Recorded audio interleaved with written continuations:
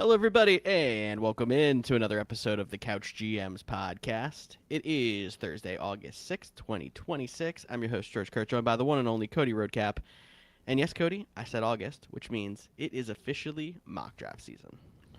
Mock draft season, NFL season. We got football on tonight. I I don't mean, know if I'm for going to our watch show, it's it. mock draft season, but yes. Hey, get to see Carson Beck sling it, maybe. Maybe some I don't know. You name dropped enough.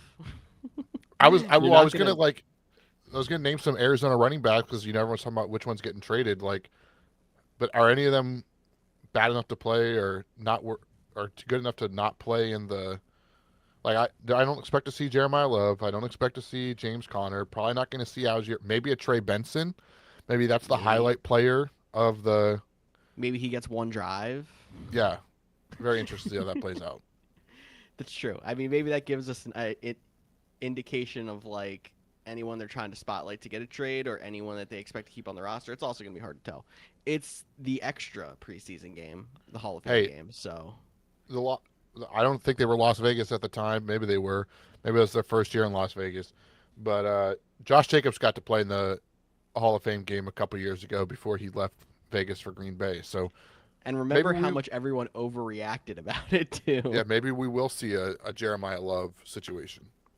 Put him in for one play just to get everybody's panties in a bunch, and then just don't play him again the rest of the game. That'd be funny. But Arizona Cardinals probably going to go 4-0 in the preseason and like 2-14 in the regular season. They are, I saw on social media, the only team in the NFC that they're giving a 0.0% chance to win the NFC. They don't give them any chance. Everyone else has at least zero point 0.1. That's valid. Yeah, exactly. It's anyway, but we'll see if anyone important does play in the Hall of Fame game. It'll be nice just to have actual football on the TV, even though this game is not really the most exciting. But like I said, we are going to hit a mock draft. We're going to talk some of that training camp news that we had coming out in the last week. Make sure you're following us at the Couch GMs on Facebook, X, Instagram, and TikTok. There's even more to do from the show. You can always DM us with any fantasy questions, something I haven't said since last year, as we're getting into draft season. Or you can join us live Thursdays at 6:30 on Facebook, YouTube, and Twitch. And get involved in the show. You can even maybe try to influence some of our draft picks as we do our mock drafts here in this month. But Cody, why don't we sit back and see what's happening? Oh, hang on 1 second, please.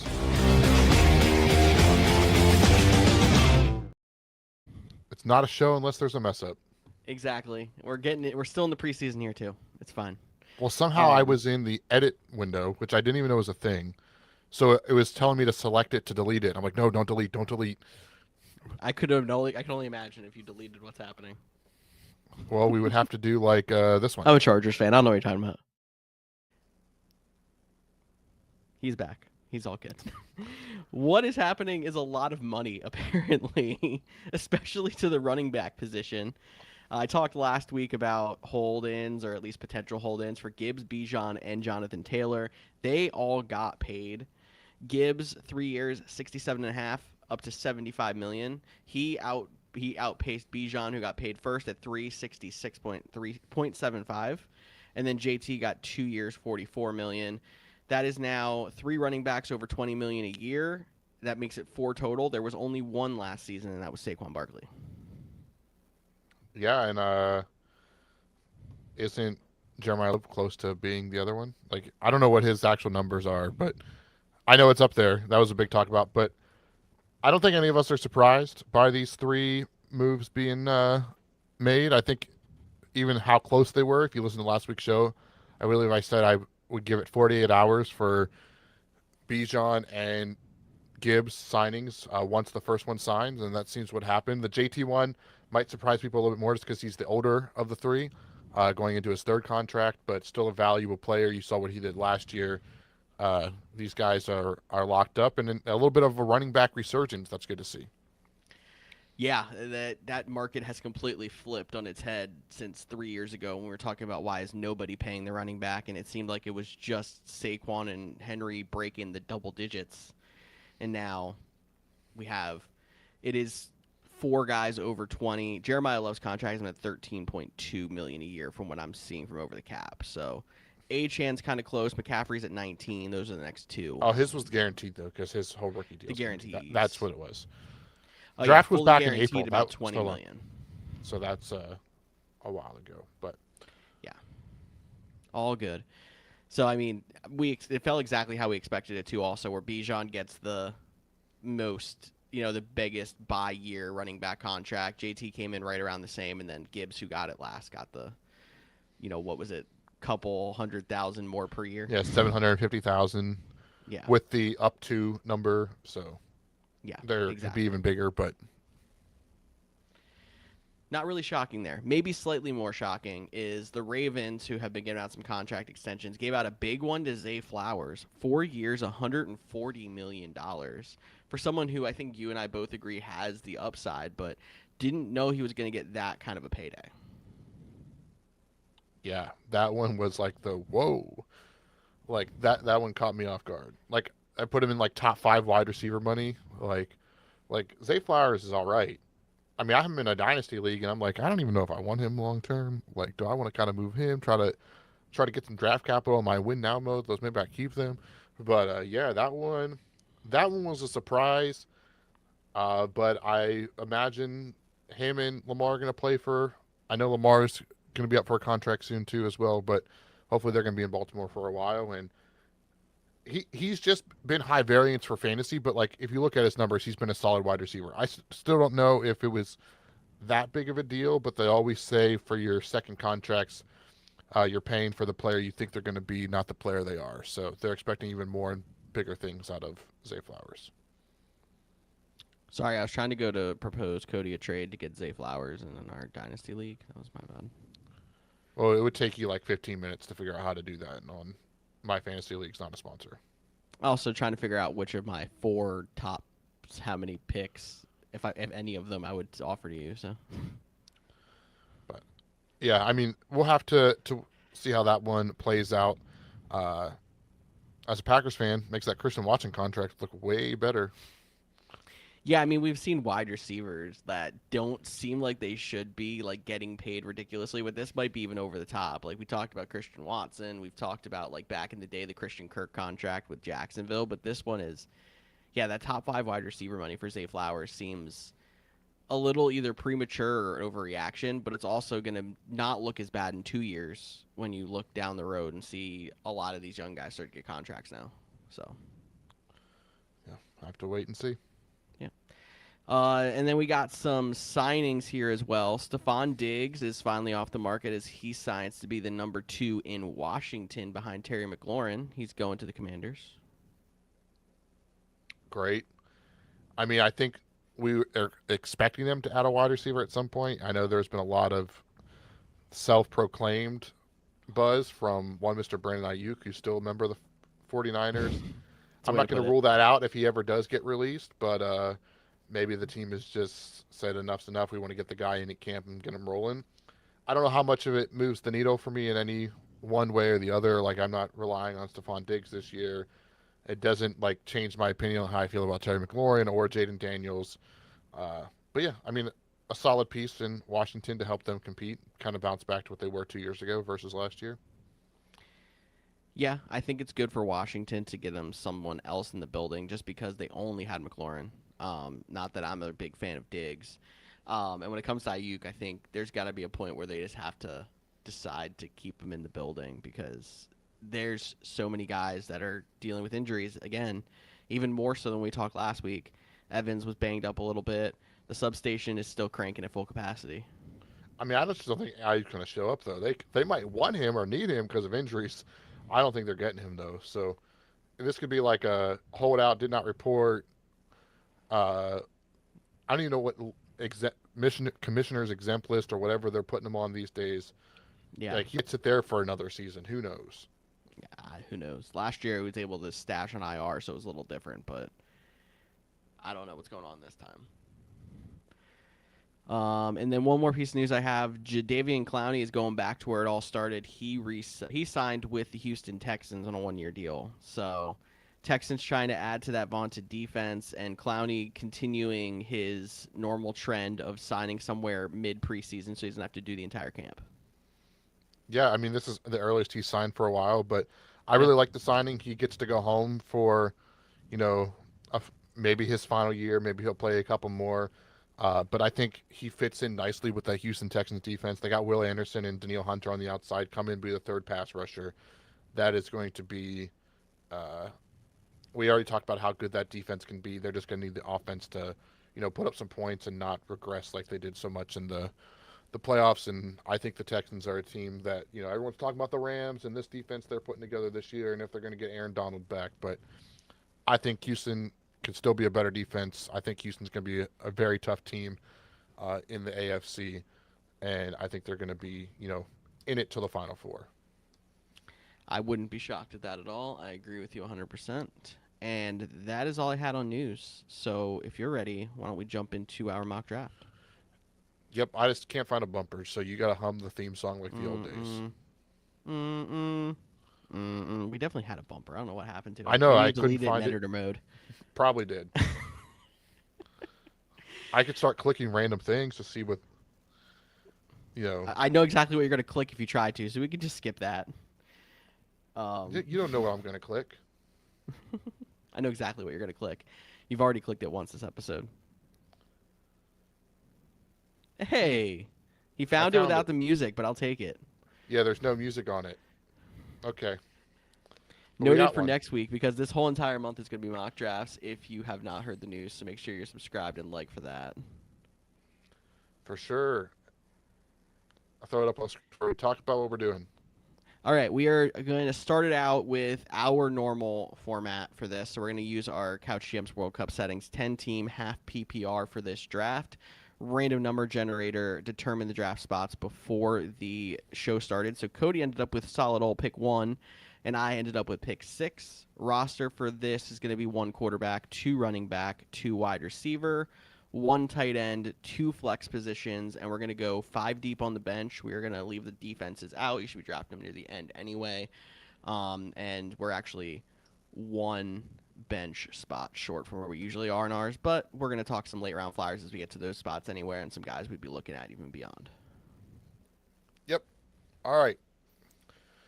This is also a good reminder to not watch while you're in the car. You can keep listening. We'll do a good job of explaining the picks as they come in. But if you are available to open up Spotify or head over to YouTube to watch this portion, we have the draft board. We have the best available players. We are using the Sleeper platform. Not a sponsor by any means, but definitely could be if they wanted to. So we'll have that up there. Checking it out. George, I think we are ready to get this thing rolling. We are. I have my sound effects off. Cody probably doesn't, so that's your reminder too. All right. I don't. And with that, Cody, you're on the clock. Yes, I am on the clock here. I had 10 minutes with the first pick. Let's just sit here and wait. I gave you 10 minutes to be able to talk. I didn't give you 10 minutes to actually sit through I pick know, I one. know. Thanks. I'm just messing around here. And we talked about this a little bit, but for me, as much as I love wide receivers, I am known as the wide receiver guy here on the Couch GMs podcast. I am debating between the 2 running backs that both got paid this week. Bijan Robinson, he's currently sitting as the best available. Jahmyr Gibbs is the second guy. For me, they're coin flips. I don't think there's much difference in, like, I think it's just a pick your favorite, so to speak. Ironically, if you're looking at the sleeper platform, their projected points actually have Jahmyr Gibbs more than Bijan Robinson, despite Robinson being the current one person. And I'm going to go with that trend too. I'm going to take Jahmyr Gibbs. Yeah, I was kind of surprised to see that Bijan was ranked above Gibbs, especially still in half PPR. Like, I feel like standard, I could maybe see that, but beyond that, I would also agree with you with Gibbs. I mean, I feel like they're both. I mean, I'd have to look at the exact stats, but I would think.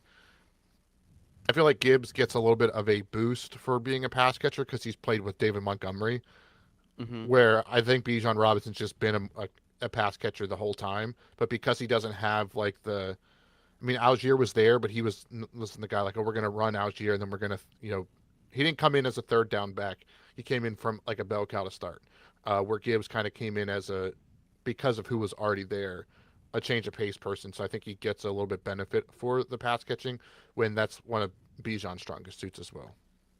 That's fair. I think it's more the aura of Lions and them throwing the ball around that gives him what feels like more of an edge in the pass catching department, but it really is probably a lot closer than it feels. After pick one with Gibbs and Cody, we went Jamar Chase at 2, Bijan at 3, Puka Nakua 4, and Jackson Smith and Jigba 5. I was really hoping one of those top 5 would fall to pick 6 because I won't lie to you, pick 6 is probably my least favorite spot to pick in this year's rankings.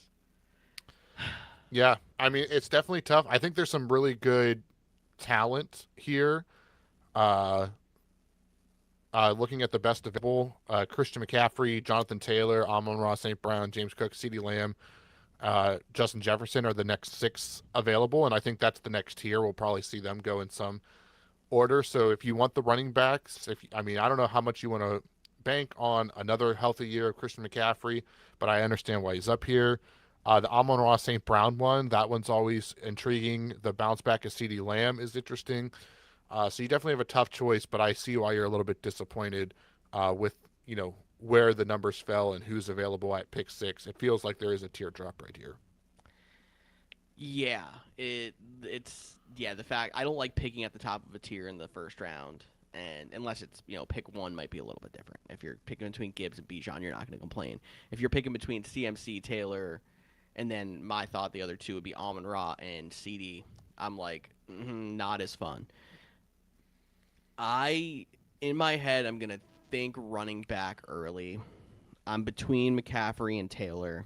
I cannot get myself to like want to click draft on Christian McCaffrey this year because I am very worried about the odd year deal. So I'm going Jonathan Taylor, but I don't blame people for still hopping on the McCaffrey bandwagon. I would have taken Amon Ra. That's the guy I would have taken, but I didn't want to tell you that. But I'm also a You're a wide wide receiver receiver person. guy that was forced to take a running back because he picked one. Yeah, Yeah. After me, we had McCaffrey go right there, and then Amon Ra, James Cook, and Ashton Genty wrapping out round one. Round two began with C.D. Lamb, and then Saquon Barkley, Omarion Hampton, Justin Jefferson. Back to me, where now that I see Brown, Lamb, Jefferson were the next tier of receivers, I still have Drake London, who I have in that tier as well. Um, they have early tight end Trey McBride and Brock Bowers sitting here, but I don't like them this high in round two. I think I'm between my boy Achan and Drake London. And I think I've said this quote on a previous show. I don't know if you're ever going to feel super comfortable clicking draft on Drake London, but then when week 3 comes around and he scores you 25 points with 2 touchdowns, you're going to feel really good about it. And I think if I'd gone wide receiver in round 1, I'd probably go Achan here and take that risk. But because I went running back, I'm going to go Drake London. I don't mind at all to balance out your team. I do want to pay attention early to Team 7. I know Justin Jefferson had a down year, but getting him uh, with Christian McCaffrey, like that's a team that I'm going to be paying attention to. Like if this was a realistic league that was going to form all season long through 2 rounds, that would be my favorite one so far. But after Drake London went A.J. Brown, followed by Chase Brown, Devon Achane, and Nico Collins, leaving me on the clock with 2 tight ends at the top of my board. This this is kind of what we talked about, a little bit too, like when we were looking at rankings and ADP and stuff like that, and we were using the cumulative one versus this one's being sleeper. Like we talked about the wide receivers that were available here to pair with the running backs at the top, but they've all gone and pushed some of these other positions up, like your Ken Walkers, your Derrick Henrys, your Jeremiah Loves, or if you want to go with the tight ends, like Rashee Rice is the next best wide receiver available, and then it's George Pickens all the way down at 29, which would feel a little bit like a reach. I could go early with the Josh Allen at the quarterback position, but this is just a really tough spot. So before I pick, is there any names for you that are like standing out or directions that you would think you'd go? Or are you kind of like, when we even talked 2 weeks ago looking at ADP, is kind of surprised at what's left here at the end of round 2 in a 10-teamer? This isn't even 12. Yeah, I think the name that sticks out to me is probably Derrick Henry. like you and I both said, like we get why he's this low. You're still taking the risk of like he's another year older. He's in his 30s now, but like we still both feel very comfortable being able to take him at the back end of the second, top of the third. So he just feels like a nice, pick. It's a very weird spot for wide receivers, though. Being as somebody who, when you take Gibbs, you're in a weird spot. Like it feels easy to go running back on this turn, or taking a quarterback or a tight end. It feels weird taking a receiver somewhere in this turn, which is not really great. All right, so this is what I'm going to do, and maybe because it's our first one, this is just a mock draft, but I'm going to try something, and we talk about mock drafts being, a chance to try different things. So I'm actually going to go Brock Bowers with my pick here at the end of Not even round two Trey McBride. because I'm going to pair it with Jeremiah Love. I'm going to take the rookie, the high upside. I don't want to double up on the Cardinals, so I had to go Brock Bowers there. But I didn't say that at first because I knew you would react to me taking Brock Bowers over Jeremiah Love. But I had to think team over player, so to speak. All right, that's something. Um, Funny one. Just take both tight ends. That would Thought about be it. something. I Honestly, they don't put up know. wide receiver points sometimes, so mine wouldn't have been a bad option. I feel like there's been a lot of times, especially in the Couch GMs World Cup over the years, where you and I have talked about like comparing drafts, and there's been people who have taken two tight ends fairly early and put a tight end in the flex, but it's never been top two tight ends. It's been like back in his day, Kelsey paired with like tight end six or Like something like Mark that. Andrews. Mark Andrews, thank you. Yeah, I was struggling to think of names from like a few years ago in rankings, but um, if you did it with Bowers and McBride, I think that would actually have a shot. It's wild. I think that team would look hilarious out of the draft, but it would be competitive. You're right. All right, well, after my pick of Jeremiah Love went Trey McBride, Derrick Henry, Ken Walker, Rashee Rice, and George is back on the clock. This feels like prime take Josh Allen to me. That's all I can really say. Um, and I do think I want to kind of explore this year some of the early quarterback builds and like see how much I like them before I go into drafts that actually count. Because I know you and me both have agreed that we normally wait, and I still think waiting is a really good strategy. But Josh Allen specifically, like him and Lamar Jackson, are the two people that I think I would stick my neck out to try to get early at this point. I'm still considering going and getting my boy Kyron. I know there's a lot of people like, how much is he still going to get because they're splitting now, but I have no problems like that 981 rushing yards. I think he's going to break 1,000 and still be worth the mid third round pick. But just for experiment's sake, kind of like what Cody said, I'll go Josh Allen.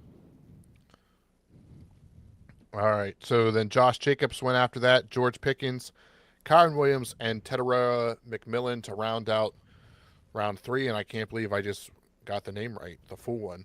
Uh, Yeah. I round don't four, think I've ever said the full name on this show. Congrats. uh, round four starts it off with Chris Olave, Brees Hall, T. Higgins, and then Lamar Jackson with George back on the clock. All right. This is another interesting pick where at wide receiver, top guys available: Garrett Wilson, Malik Neighbors, Devontae Smith, and then Lad McConkey. If you go a little further down the board, if you look at running back, Javonte Williams still sitting up here, who was just kind of a steady guy and then started to fade off at the end of the year with the injury. Cam Scattaboo, who is the intriguing option, who's coming off of an injury, and then Travis Etienne on the new team, but still you have Alvin Kamara kind of sitting there. Um, I am gonna kind of, since I took early quarterback, I'm gonna kind of go back into my normal draft strategy after this, just to kind of see how it would fall. Where I'd like to prioritize the running backs earlier and kind of take the receivers with upside later to try to fill that spot in because there's more of them. With that being said, I have Taylor and London. I'm gonna go Javonte Williams. Mm.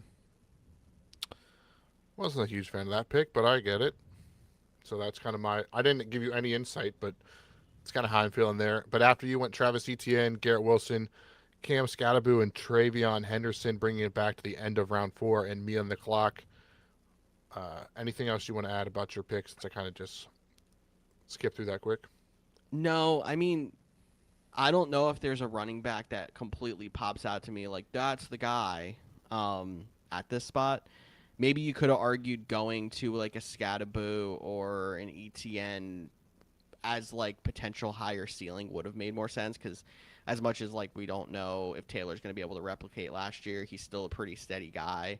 London might be a little bit more volatile, but as long as he stays on the field, he's solid. I don't know. Yeah, that's a good way to put it. All right, let's go to my pick here at the end of round where I see Malik Neighbors, I see Devontae Smith sitting at the top. I don't have a wide receiver, so those names are intriguing to me. I know the Neighbors question marks are concerning, so I think that's still a little bit high for me, even though he did not end on the P or did not start on PUP like we had thought to begin the training camp season. Same with Devonta Smith. No AJ Brown. That feels like high upside as well.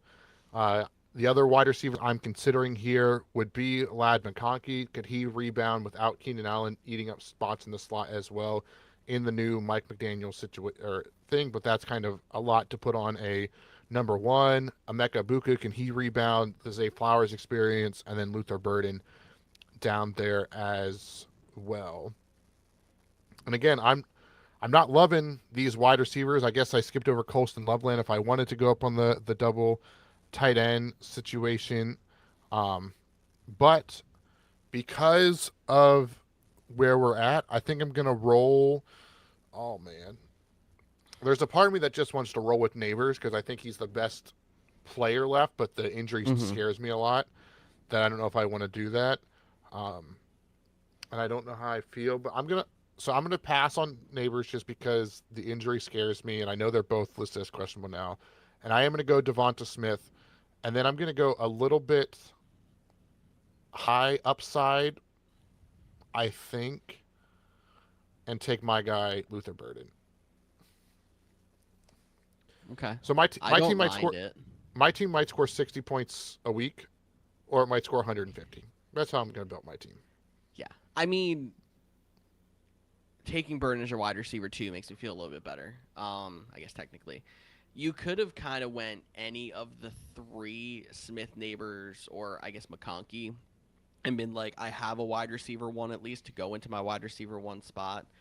McConkey obviously plays slot, new system. There's a little bit of a risk there. Neighbors, the injury. So I think Smith was the safest pick for your situation. So I do agree that was the right move. I think you're just higher on Burden than me. So as I made the pick, and it clicks and sits, I in hindsight, I kind of wish like I would just roll the dice with Neighbors at that point over Burden. Like they're both question marks, and I think we're getting to the point now, even in the fifth round in a 10-man league, that like the intrigue and hype around Luther Burden is starting to over, compensate for his draft spot. Like this Yeah. was a guy we were talking about round 6, round 7, even round 8 uh, earlier, so you feel better about him. But I was convicted enough to take Luther Burden. I will stand by that decision.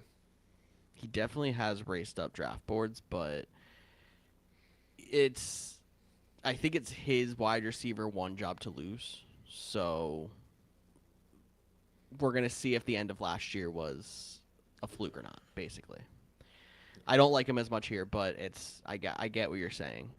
Um, After you went Neighbors McConkey and then Jalen Waddle and Bucky Irving to pick six with me. Colston Loveland still sitting there, as Cody mentioned. Some of those receivers as well: Emeka Buka, Zay Flowers, and Terry McLaurin. Um, Zay Flowers is interesting to me because he's never really been this far up draft boards, but he was a 1,200-yard receiver last year. The thing that was holding him back was not scoring that many touchdowns. He did start to get some touchdowns at the end of the year and had a really good finish to the year. Unfortunately, two of them came in week 18 when it didn't matter. But you have to think if they can find a way to get him in the end zone more often, he has a shot to jump up to around 2 or 3 value at this point. And he's kind of the guy who I've been taking in rounds like 6, 7, 8 in the last few years, and he always ends up just being the guy in my flex spot because he's been consistently around the 10 points, and then has the shot to break 20. So he's kind of where I'm leaning, but I know Abuka being there might be your pick. What do you think? Yeah, you know how I think Abuka is a strong possibility, but you mentioned a 1,200-yard receiver in Zay Flowers. Getting him there, he's pairing with Drake London. I don't mind it. It's this is another preference thing, and if again, not that projections mean a lot. We're talking about players that are projected 2 points difference on the season on the app right now. So again, it's preference. You watch the Ravens because your wife's a Ravens fan a lot more. So pick a player that would be on your TV the most. Like there's also Yeah, this is fantasy football. It's supposed to be fun. Like there's definitely the pick the players you want to root for when it comes down to a close decision like this. it's very true. And I'll say, if I didn't have two running backs here already, I would be going running back because there's two my guys that are kind of coming up around my next turn. But because I have two running backs, I wouldn't care if I end up going receiver, receiver back to back here. So I'm going to take Zay Flowers, and we're going to see who falls back around. Two tight ends after me with Tyler Warren and Colston Loveland. Terry McLaurin and Emeka Buka round out round 5. Round 6 starts with Drake May. And then we have Jamison Williams, David Montgomery, and DJ Moore back to me. David Montgomery was actually one of your my guys, too. He's not the person I was talking about. Yeah, I'm still looking at this Team 7 build. I don't know how I feel about the Tyler Warren pick there. I thought it was going really well as a fun team that might. I mean, but Tyler Warren could be, a difference maker at the tight end position. I think he's. We'll see. The tight end position is just can be a joke at times too. So, uh, but yeah, I see you're on the clock here. Maybe some of your my guys are still there. I'm interested to see if you, after taking some high variance wide receivers, if you take a guy that ceiling might not be as high as it once was, but feels like a safer floor. Is that guy Devonte Adams? Mm-hmm. It's my guy. And I saw Adams and Evans sitting down here, and I was like, as much Evans was your guy, but I agreed a lot with what you had to say, and it seems like he's kind of like last man standing potentially there for at least some points this year.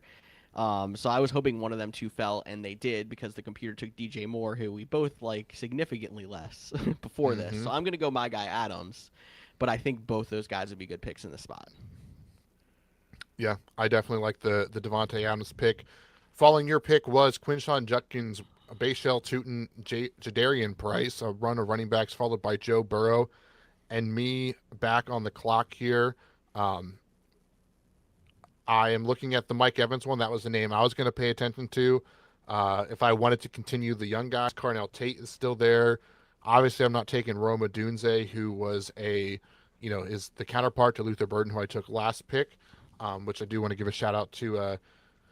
I believe that's an IA Carp saying Burden will be a top 12 wide receiver. I hope so, because that'll make my 5th round pick look pretty good. And then he also commented that Rome is a clear out guy at this point. I think Rome's a little bit more than a clear out guy. I'm still a believer of Roma Dunze. I just think Burden's the better fantasy option.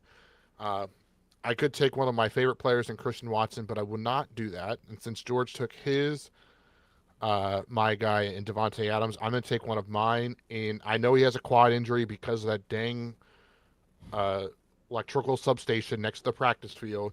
But I'm going to take Mike Evans there. Give me a solid veteran, balance it out. This is a double flex league, so I can get play all three at the same time. My next pick, as we round into the beginning of round 7, I would love to get a running back here, but we saw the 3 go. Just because, I would love to add one. Andre Swift is the top guy. He's just not for me, and I'm not feeling You also Jalen have Warren either. Burden. And I also have Burden. Mm-hmm. Um, Jaden Daniels is intriguing, but I am also going to pass on that one, which leaves me with not a lot of great options, honestly. So maybe I will take. Which You guy do I have think? two running backs in the first, essentially 2 rounds, because it was 301. So I don't think it hurts to go 4 receivers back to back here, at least, and see how the build works. Yeah, I'm leaning. I'm gonna do it. I'm gonna take Christian Watson. I believe in him. I think he's gonna have a really strong season. He's healthy. Uh, there is less people to spread the ball around. They're still going to spread the ball in Green Bay. But I think with those four guys and whoever I get in the eighth round playing as like the flex option, I think I'll have a solid option to pick from. Yeah, I don't hate it because you're playing all of them. Because if this Correct. wasn't a double flex, I wouldn't like that pick as much. But because it's a double flex, I think you just build out a pretty solid starting roster by doing that. After his pick went Carnell Tate and then DeAndre Swift, Brian Thomas, and Jalen Warren back to me. And like this is kind of where I like should I have taken Josh Allen in round 3? Because you have Jaden Daniels, Jalen Hurts sitting here. It's still a pretty good value in round 7. Jalen Hurts, another one of my guys.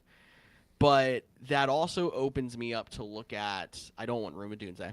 Just forget that one right there. Harold Fannin, Tucker Kraft on the board down here. I could take some like rookie upside receiver potential with Jordan Tyson.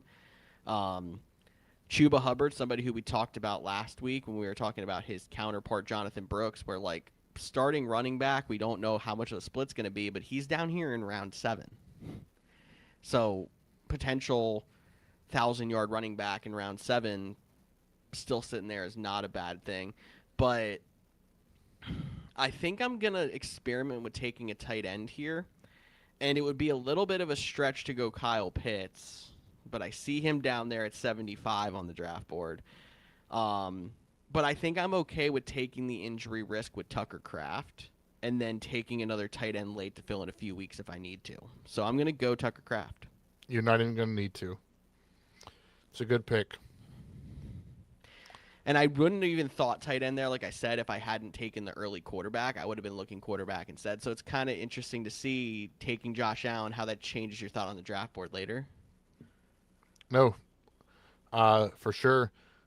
But I like the Tucker Kraft one. He's going to be back and ready to go week 1. He's going to come back and be the guy that he once was. We saw a lot of money get shut out this week. I would not be surprised if a Tucker Kraft highest paid tight end is right around the corner. So getting him here compared to a guy like Tyler Warren who went 2 rounds higher, I think is good value. And like you mentioned, there just wasn't a much better fit option. So get one of the last remaining like high end tight ends, so to speak. So don't mind that one at all. After your pick was RJ Harvey, followed by Jaden Daniels, Jalen Hurts, Roma Dunze to round out round 7, Jordan Tyson, Harold Fanning, Kyle Monungai, and Ramondre Stevenson is how we get back to Georgia's pick here at 8-5. And before you make the pick, if you want to scroll up on the board. Lose round 1, but that's okay. Yeah, just so people can see where we're at. We'll show the whole entire draft board at the end, and we'll give you maybe a little benchmark here in a bit. But all right, Kyle Pitts still out there. If I would have not taken Tucker Kraft, I could have come back around and taken his year here in round 8. But Chuba Hubbard still on the board in round 8.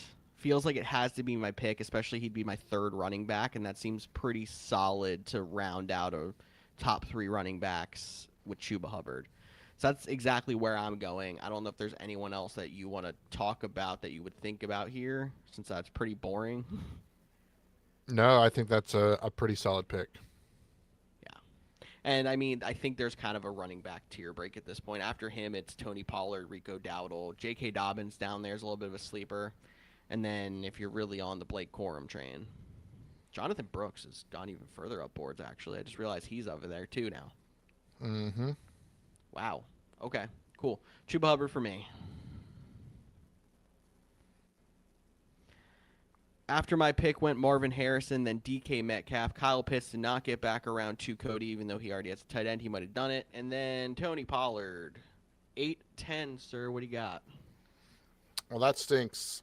I was looking at the running back position, and like you mentioned, there's not a ton of people here that I am super in love with.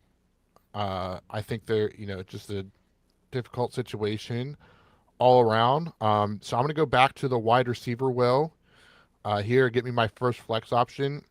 Maybe he won't have as strong of a season as he did last year, but I'm going to go ahead and take Michael Wilson.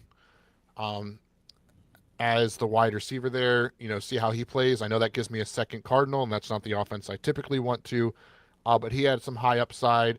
And then I did want to give myself a running back option. And while it might be a little bit of a reach, maybe 10 picks higher than current ADP, I'm going to go ahead and get J.K. Dobbins. I feel like he is a safe blanket.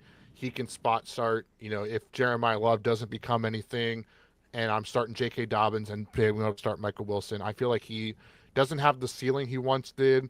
But I know there is a lot of question marks about the running back room, but I feel pretty confident that at least to start the season, Dobbins will be the starter. So I'll take him to kind of balance out my team a little bit. I like both those picks. Michael Wilson still only at a half round discount on Marvin Harrison compared to where you usually see him, but Marvin Harrison has not looked good on some of these training camp videos. I don't want to overreact to it. Normally, you only see like the best of the best and the worst of the worst in those cases, but it's not been pretty.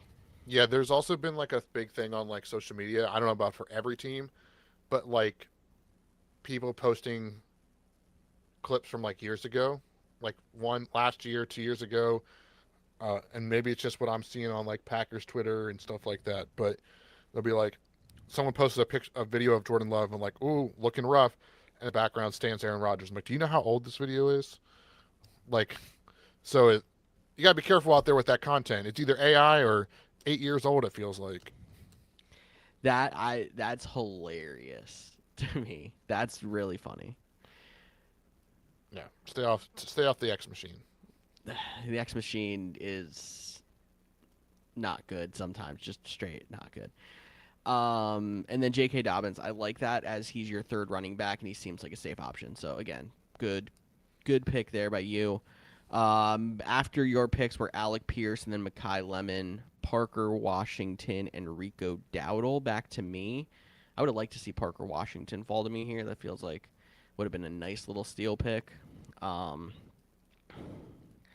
I've got 3 receivers, 3 running backs, a quarterback, and a tight end. Very balanced team through 8 rounds. Normally, at this point of the draft, I first look running back, and I'm like, is there anybody on here that I like to stick my neck out for first, just because the running back position becomes even more volatile quickly than the receiver position does, even though we're getting down towards the late rounds and the flyers anyway. And there's not really anybody on here that I'm in love with. Corum, who has just kept rising up boards. Brooks, who just kept rising up boards, because those two are the hype machine right now. We can look at the Minnesota backs, and like Aaron Jones is still here, and then I'm trying to figure out Jordan Mason's at 125. So there's a starting running back sitting there somewhere, but they could just split themselves to death at this point and both not be relevant, especially if Minnesota struggles to run the ball still. So I'm not really loving sticking my neck out for any of those. Going to receivers, like I said, I would have loved Parker Washington. His running mate, Jacoby Myers, is still on here. We got Cortland Sutton, Chris Godwin. I think I'm going to, it's a little earlier than I like to, but I do know he kind of goes around that pick 100. I think I'm leaning Michael Pittman here and hoping that he can at least get enough of the share or take away the number 1 share from DK Metcalf in Pittsburgh. No, I don't mind the Michael Pittman pick. The Cortland Sutton one is intriguing to me. I mean, I feel like he's still a very solid receiver. He's still going to catch some touchdowns, and being 4 rounds, almost 5 rounds lower than Jalen Waddle. I know that was their big offseason acquisition. Like, I feel like that's some sort of value, but I think you're splitting hairs if you're asking me between Cortland Sutton and Michael Pittman. So It's all a feel thing or preference, and I mean, maybe later this month I'll be experimenting and trying to put Cortland Sutton on this team, but for now I'm going to stick with my gut and go Michael Pittman. who went right next? Cortland Sutton. And then Jonathan Brooks and Blake Corum. Sam Laporta to round out round 9. Round 10 started with Aaron Jones, and then Jordan Addison, Bill Krosky Merritt, and Chris Godwin. Back to me. Peeking at those running backs again, Kenny Gainwell at the top, pass catching potential in a half PPR.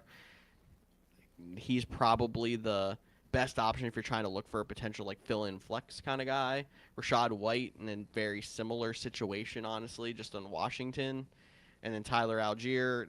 We're kind of in the like clear number two, but passing down back part of the of the draft board. Mm-hmm. For sure. Yeah. Zach Charbonnet on here, who's still on pup, and I cannot stand his name. He's still. Um, and then Jordan Mason, the other half of that Minnesota backfield. Looking at top board, there's still quarterbacks sitting down here at the top, 4 of them to be I exact. feel I'm like we're sure. about to hit a quarterback run. Yeah, some of these teams that didn't take early quarterback are gonna Five, four, start and three taking. all don't have a quarterback. Would not be Oh, surprised yeah, 3 of those if 4 probably should go here in round 10. I'm taking Caleb if he sits there.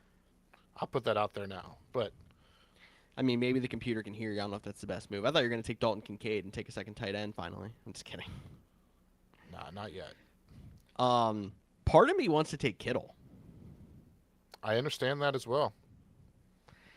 I You know just I have have Kraft, and maybe it turns into a I try to trade one situation. Maybe it turns into a maybe that's a start 2 and sit Chuba in that flex situation.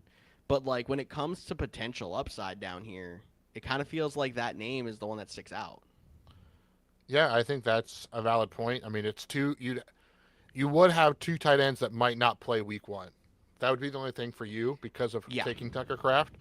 Not saying you couldn't spot start someone in week 1. It sounds like Kraft is going to go week 1. I would say it's probably at like a 90%, so it's just a 10% risk that he wouldn't. Um, hmm so I don't mind the Kittle situation here. It's kind of just where we're at overall. There's not a ton of other names that were Well, and it's uh, interesting with Kittle because it's like they expect him to be activated at some point in camp, and that would hurt the thing of like part of me if I went for that move would hope that he is expected to start on pup and then I could reserve him and pick up a tight end. Just take a flyer on the waiver wire for a week or two if I have to if Kraft doesn't go.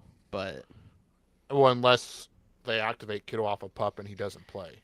that would be the thing that would hurt it. And then it would be Yeah. like you'd have to roster 3 tight ends and you're not going to drop Kraft or Kittle. So that would hurt the late round flyer position situation. The nice thing is I definitely don't have to roster 2 quarterbacks because I have Allen.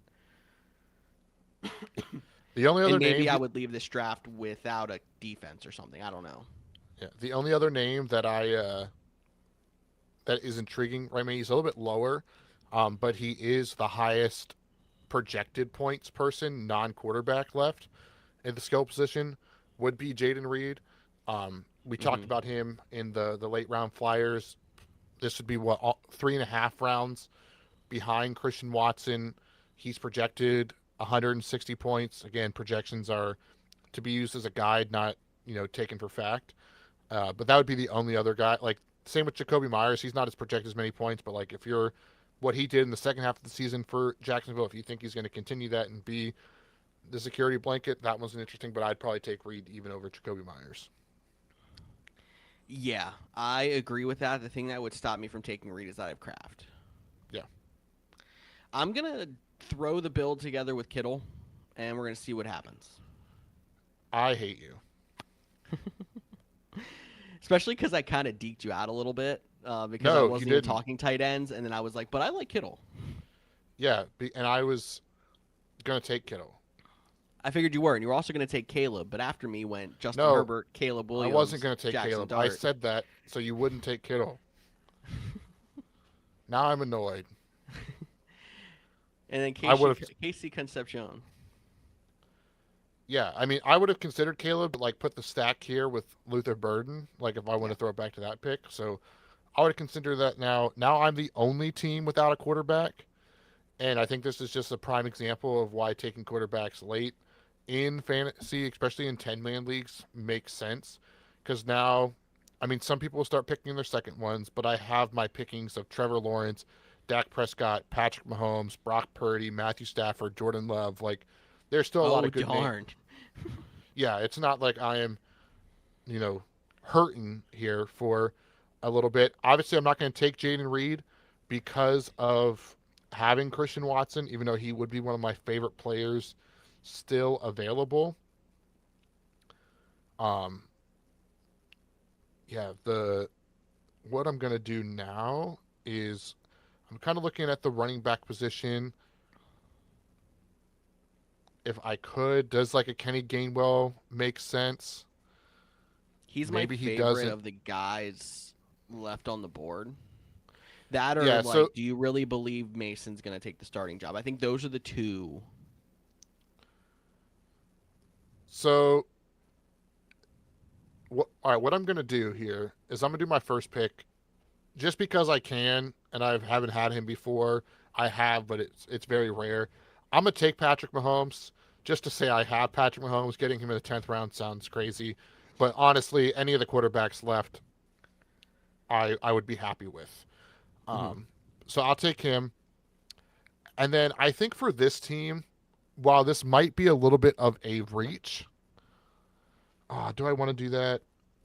All right, I'll talk Can this I out with you. guess your name here? Sure. Because there's somebody down that like we don't know who the starter is in that, and he's not the guy that's expected to be. But like Chris Rodriguez is a nice shot in the dark guy. No, that's further down. For my team specifically, I was looking at Jonah Coleman. Like, he's a guy that I might end up Hmm. cutting. This is round 11, though. But if, like, you know, come September 6th, when the NFL season actually starts, maybe Coleman has won the starting job, and now I at least have that option. It would just leave me without RJ Harvey. Or do I want someone like a Kenny Gainwell who is going to have some time on the actual team, so to speak? Yeah, I think Rashad White is also an interesting name there without competing with Krosky Merritt. So there's some interesting ones. I I'm gonna go. Oh man, this is tough. I'm tilting so much because George took freaking George Kittle. I was gonna even give my guy take the two tight ends a shout out, but I'm gonna go Rashad White. I think he has a chance to start. he does for sure. It's so high variance of all the backs here, and I think Gainwell was the least high variance because like he's got a role. He's not going to start, but he's got a role that you know is going to get some work. Yeah, Yeah. After you went Dak Prescott and then Travis Kelsey, Dalton can get you can get a Mahomes Kelsey stack in around 10, 11. That's fun. I thought about it, but I that one wasn't as fun. I think the upside of Kittle still Yeah. being a top five tight end when healthy. I know the Achilles is hard to come back from, but where I don't think Kelsey has that in him. Like he'll have a couple games where he might catch two touchdowns and be like tight end one on the week because he scored 18 points, Yeah. but I don't think on a consistent and in week in week out basis that's the guy. I heard this from a Twitter doctor, and I am not a doctor, and this is not medical advice or whatever I have to say. I heard the Kittle Achilles tear with mid tendon, not like where it attaches to the heel or anything, which is generally an easier recovery. Don't know how true that is or whatever, but yeah, All right, that's good to know yeah, for them Twitter docs um, out there. yeah. Twitter docs. There's a lot of sports Twitter docs out there now. Actually, I'm impressed, but I think I stopped at Kelsey, so then Dalton Kincaid was 11-4, and Bo Nix back to me. Tight end and quarterbacks, oh my, since I went. Yeah, basically every skill position but KC Concepcion and Rashad White are available when you picked a round ago. Yeah, so like Jacoby Myers still sitting here, and Jaden Reed. decent. Like, Jaden Reed still sitting here, who I'm gonna still avoid because I have Kraft. But honestly, if you're getting this deep in the draft, I Hey, don't look, if he mind falls taking back two to from the same team 12-10, anymore. if he falls back to 12-10, he's in consideration, even though I have Watson. Yeah, I don't blame you. And then Kenny Gainwell, if you want to take the safe running back, I do only have three on the roster. When you go past Gainwell, we talked like, is it Mason? You could take the flyer on Coleman. There's a couple of handcuffs, and then Chris Rodriguez further down. And there's three draft spots left. I guess I'll play it safe here. I'm going to take Gainwell to try to fill out the running back room. But I think I was very close on Jacoby Myers as well. Well, he went two picks after you because after your pick was why can't I think of Gadsden? I can't think. Andre Gadsden. I couldn't think of it. I was like, it's not Omar. It's not. That's the running back. So thank you, Andre Gadsden. Wow, Gadsden. Speak. Trevor Gadsden. Lawrence. Jacoby Myers and Jake Ferguson to round out round 11. Round 12 has gone Matt Stafford, Quentin Johnson, Dallas Goddard, and Brock Purdy. So a lot of people doubling up at the quarterback position. Only George and I are now the only ones without two quarterbacks. And I don't plan on taking another one with taking Josh Allen. And I know a lot of these auto picks, like, I don't know if they feel the need to or they just, it's the rankings kind of show it, but Well, and almost always. I do think this year when they're so close, in like value, like outside of like the Allens, the Jacksons, and stuff like that. But like the teams with Jaden Daniels, and I guess Team 9 doesn't have a second quarterback either. So apologies on skipping them. But like Jaden Daniels, Trevor Lawrence, like you can almost stream based on matchups between those two guys. Same with Nix and Herbert, uh, Burrow and Prescott. Like you can kind of play the Burrow Prescott stack. That one's kind of fun in Team 2 as I look over this board. Yeah, right. But I think you might see more and more people take two quarterbacks that they really like, uh, just so they're not fighting the waiver wire and doing the stream situation because there's so much value at the and try to keep the waiver wire limited, so to speak. Mm-hmm. Um, I think I did a disservice, actually, to somebody in the news, by the way. I forgot to mention Deebo Samuel re-signed with San Francisco. Hmm. Are you going to take him? No, because I have Kittle. But and he just signed, so I'm sure the ADP board hasn't, He's down at adjusted 165, ADP of 158. Yeah, but I think Tyreek Hill is higher than him, is what I'm saying. Tyreek Hill is one spot higher than him. Yeah. So he's probably at the exact same spot he was previous to this and just hasn't moved yet. Yep. Yeah, exactly. No, I'm looking down at some late round flyers down here. Jawan Jennings, Rashid Shaheed down there at wide receiver. Matthew Golden, if you're a fan of that. Josh Downs is still on here, though, and he's someone who's kind of piqued my interest. Yeah. Plus, I want to see if Reed falls down to you. We're going to see if he falls down to me. That's fine. I'll take it. I mean, I feel like you can get Downs in the next round. Like, I know you don't want to play I mean, maybe you can't. I don't mind the Downs one at all. At this point in the draft, like, you have ADP and you can try to play the game of, can I get one more round on this guy? But we're also looking at, like, if there's a guy in ADP round 13, you want to take in round 12, you do it. Yeah, you just do it. Yeah. So I'll go Downs. We're going to see if we can get him to fall to you. All right. Downs went for George, followed by Romeo Doubs, Hunter Henry, Wendell Robinson, and Mark Andrews, leaving me on the clock with my final two picks here. Top available. Yeah, top available is one Mr. Jaden Reed. I said I would take him. Xavier Worthy's also an interesting name. He hasn't lived up to the hype, but my quarterback is Patrick Mahomes. But because my quarterback's Patrick Mahomes, I could look at like taking a second option here if I wanted, a Malik Willis or a Kyler Murray or even a Baker Mayfield, like a guy with some upside. Cam Ward, if you think he's going to have a pretty solid season. But I'm going to pass on all of those. I will take one Mr. Jaden Reed because I think the value is too good to pass up. I don't know if I'll ever start Mr. Watson and Mr. Reed in the same lineup, but they both have had injury concerns in the past, so protect myself a little bit. And then with my last pick, I don't think it's fair if I don't take him. It's a little bit of a reach, but I'm taking Keaton Mitchell. I talked about it last week. I'm going to ride this train out saying he was going to be my last pick. I have to do it in our first mock draft. I'm going to have a little fun with my last pick, too, and maybe it's not... I don't know if it's somebody we've even talked about much on the draft, but on the show, but I know it's somebody that Cody and I have talked about outside. And as a celebration to the fact that he is off of PUP and practicing, and I still pray that he is as good as he was a few years ago, I'm going to take Tank Dell. No, nothing wrong with that. That's when CJ Stroud was at his best. I wish, in hindsight, I would have not taken Reed, and I would have taken Jordan Love, and my team name could have been something about Love because I would have had both of them.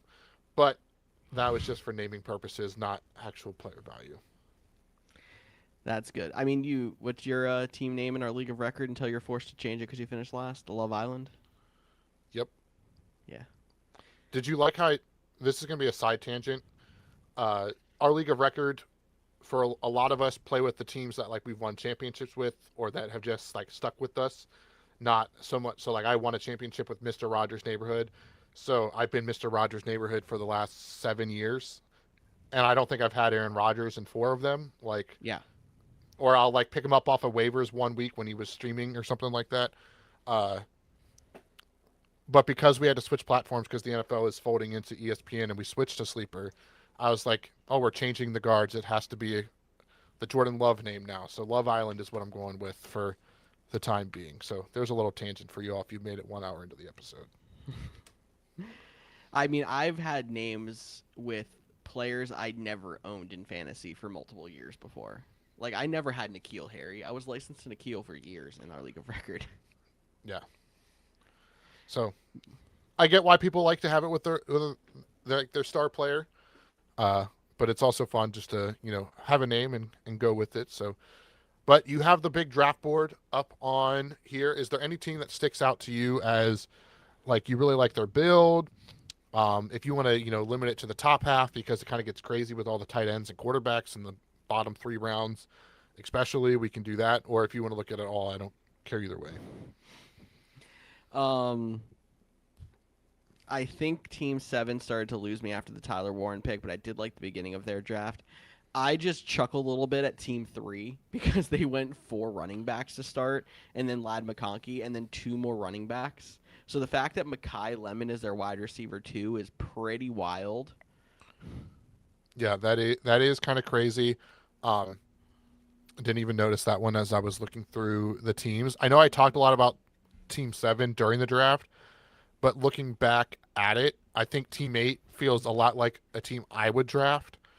Getting Amon-Ra St. Brown, Omarion Hampton to be kind of the top running back, following that with George Pickens, T. Higgins, and then getting like a Colston Loveland and then a David Montgomery. Like I feel like that's a solid um, pick. You get Jaden Daniels in there. Then you took 3 flyers at running back in Monangai Brooks and Krosky Merritt. And then the last 3 picks are, you know, their picks, but it doesn't truly matter. But I like the build from the first 10 rounds of Team 8. Yeah, I can agree with that. It feels like a U team, and they did a good job of finding guys with upside in those late round with the running backs, Monangai Brooks, Krosky Merritt. I would actually Um, like their team a little bit better. I think if they would have taken Godwin over Merritt just to get another wide receiver in there, only having 3 going into the season is kind of a little sketchy. But if they would have, taken Godwin there as their 4th wide receiver, some depth, I think that would have been a really good build.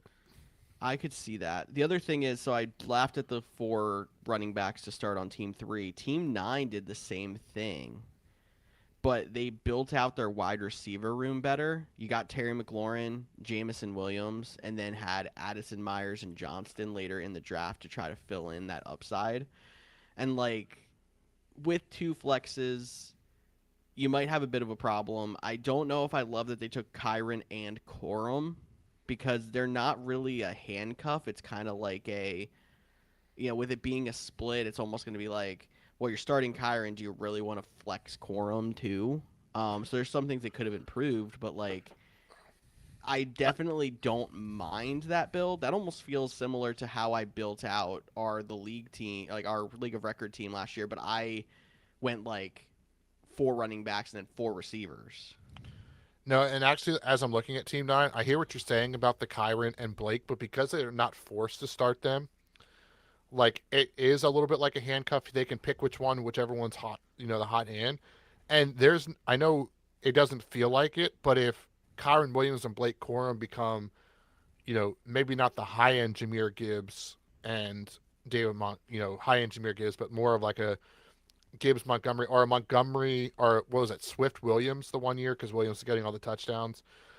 Back to the Atlanta days of Devonta Freeman, Tevin Coleman kind of Mm-hmm. thing. Like there was years that you could play both of them from. So maybe that's what LA turns into, especially if they like start to get up on teams and then run out in the second half. Maybe they both have some value there. So I don't mind that team build really, like, it's definitely a lot better than team 3 who did the 4 running back thing to start, in my opinion.